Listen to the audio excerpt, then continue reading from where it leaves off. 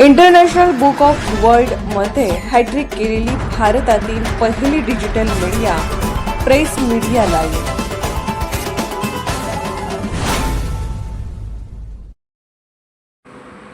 आयुक्त बदलले, भाग्य बदलले, भेसळ बहादरांचे धाबे दणाणले. मुंबईच्या विस्तीर्ण किनाऱ्यावर जशा अचानक चैतन्याच्या लाटा याव्यात तसा काहीसा प्रकार सध्या आमच्या अन्न व औषध प्रशासन विभागात पाहायला मिळत आहे. धडाडीचे अधिकारी तुकाराम मुंढे यांनी या विभागाच्या आयुक्तपदाची सूत्रे कायम हाती घेतली. वर्षानुवर्ष सुस्त पडलेला हा विभाग एकदम खडबडून जागा झाला आहे. सरकारी कार्यालयात आजवर पसरलेली शांतता भंग पाहून तिथे अचानक कर्तव्याचा गजर सुरू व्हावा, तसेच काहीसे अद्भुत दृश्य सध्या महाराष्ट्रातील जनतेला पाहायला मिळत आहे. आमच्या या अन्न व औषध विभागाला आजवर सुस्तीची एवढी सवय लागली होती की कार्यालयातील फाईल्स बदलताना कागदाचा आवाज झाला तरी एखाद्या कर्मचाऱ्याची विश्रांती मोडेल की काय अशी भीती वाटायची. एरवी आमचा हा विभाग म्हणजे वर्षातून फक्त एकदा दोनदाच दर्शन देणाऱ्या एखाद्या देवदूतासारखा होता. गणपती बाप्पा आले की मोदकातील माव्याची चौकशी सुरू व्हायची आणि दसरा दिवाळी आले की मिठाईच्या दुकानांवर धाडी टाकण्याचे ठरलेले फार्स रंगायचे.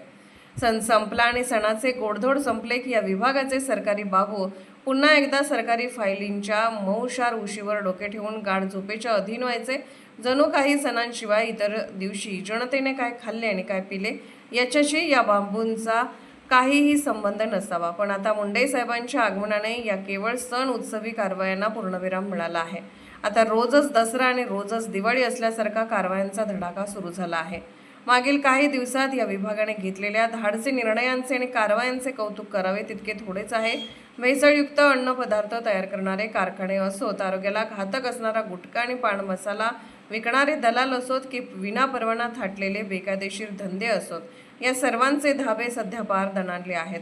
जी भेसळयुक्त मिठाई खाऊन आधी जनता आजारी पडायची तीच मिठाई आता धाडीच्या भीतीने स्वतः दुकानदारांच्या घशाखाली उतरत नसेल यात शंका नाही. जनता या धडक मोहिमेचे मनापासून स्वागत करत आहे आणि मुंडे यांच्या प्रशासकीय कौशल्याला दाद देत आहे. अर्थात प्रशासन आता जे काम करत आहे ते नक्कीच डोळ्यात भरणारे आहे, परंतु सामान्यांच्या मनात एक सोपा आणि प्रांजळ प्रश्न आल्याशिवाय राहत नाही की हेच पवित्र काम आधी का होऊ शकले नाही. जनतेला शुद्ध, सात्विक आणि दर्जेदार अन्न मिळणे हा त्यांचा मूलभूत हक्क आहे.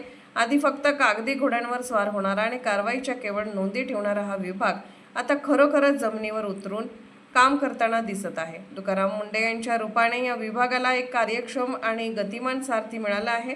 यात तीळ मात्र शंका नाही. ही कारवाई अशीच अविरत सुरू राहो आणि महाराष्ट्रातील जनतेला खऱ्या अर्थाने भेसळयुक्तीचा श्वास घेता येऊ हीच या निमित्ताने सदिच्छा. प्रेस मीडिया लाईव्ह न्यूज चॅनलला लाईक करा, शेअर करा आणि सबस्क्राईब करा.